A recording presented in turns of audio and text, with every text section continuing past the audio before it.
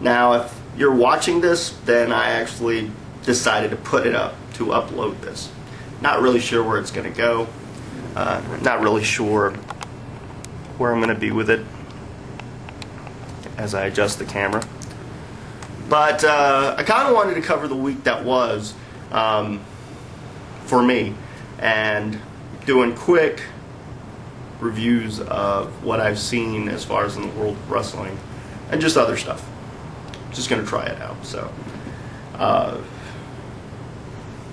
So we say like 7 days ago, I just watched ECW where Chavo faced CM Punk for like the 4th or 5th time. I guess by this time it'll be the 5th time that they faced in about that many weeks.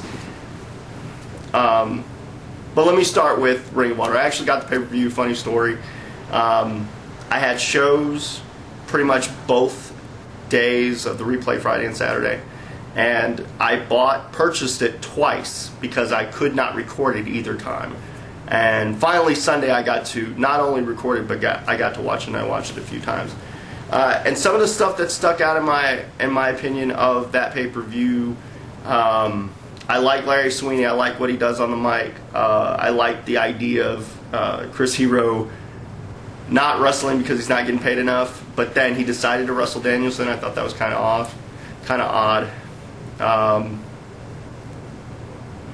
What else?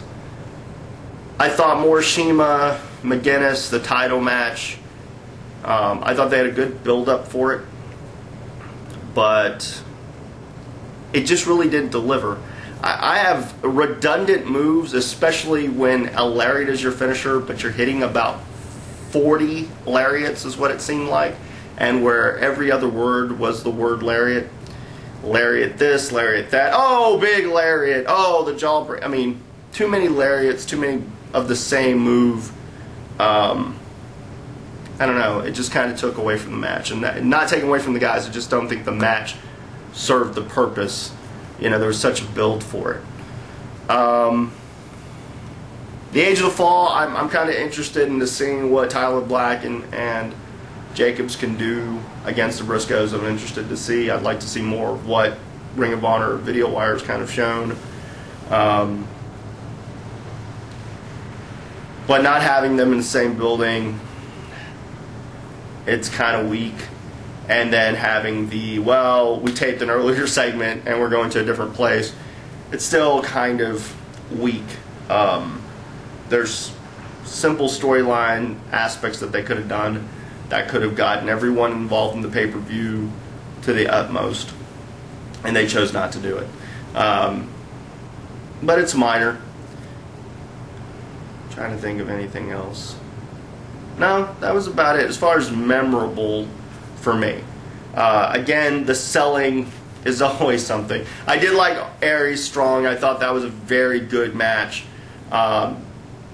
The finish was pretty wild. But the selling overall, as far as, you know, some of the guys, it's just so many moves and not enough appreciation of what they're doing. They don't really give the fans a chance to just absorb it. You know, it's like too much to process. I know a lot of people probably process fast, and this just might be my opinion, but man, it just, So that was it for Ring of Honor. If I can think of anything else. TNA. I like the Shark Boy show, is what I'll call it. From the title on down. I really did like it. I felt that it told a very good story and got over a lot of talent without having them wrestle. I thought that was a very interesting thing. I do like Styles. One problem I do have is just with TNA's commentators, as far as they over-talk when the promo is going on. Like if Christian says something and he's talking and he's trying to invoke an emotion, they decide to tell you what that emotion is as opposed to let you just kind of... If they can't tell it in a promo, then don't comment, because then obviously they're not that good on the mic.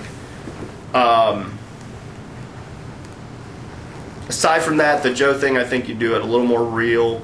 You make it about the contract, and he's kind of holding the company hostage because he'll leave. He doesn't have to say he's going to WWE or Ring of Honor. He can always say, hey, I could go to Vince or I could go home. It's one or the other, and give people kind of a sense of this guy could really leave.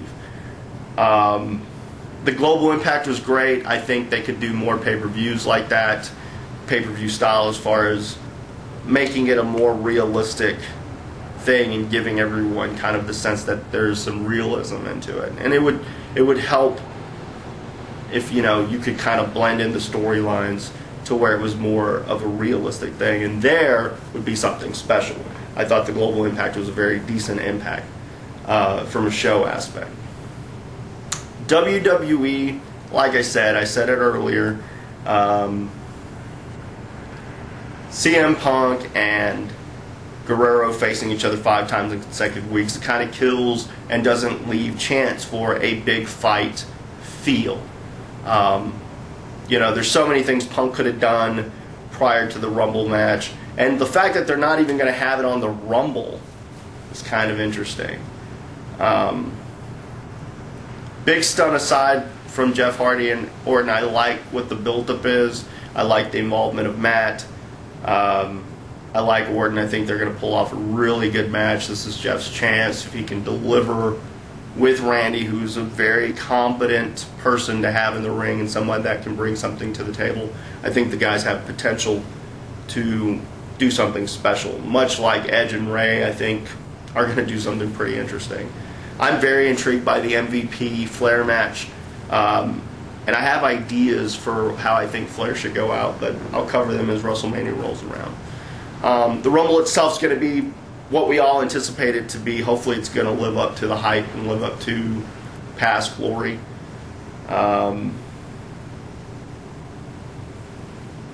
think that's it. You know, there's just little minor things that WWE is not doing that I think they should be doing as far as storytelling goes. Storytelling. You know, that's what you're supposed to do. It's a movie, in essence. We write movies, so on and so forth. And, so yeah. But, all in all, my week was pretty good. Aside from that, I'm looking forward. I'm probably going to watch Cloverfield next weekend. Terminator, the series, I'm digging that. American Gladiators, I don't know. Nostalgia. Oh well. And looking forward to TNA. I'll probably check out the NWA showcase at some point, and obviously I'm going to be training, hitting the gym pretty hard, and getting back into the swing of things. So, hope everybody enjoyed just a little slice of my week, and I'll probably be doing these a little more often. And if I do them more often, then they'll be shorter, which is great. But, again, I look forward to everyone's comments, questions. Hey, if you want a Q&A, ask me some questions. If you have a request, request it. Because at the Lucha Lounge, man, it's not all about Steve DeMarco. I mean, although there is no show without Steve DeMarco. Especially this one. Because it's my show. Anyway, again, stay cool, stay sexy, stay classy. But wait a minute. You know the rest. Later.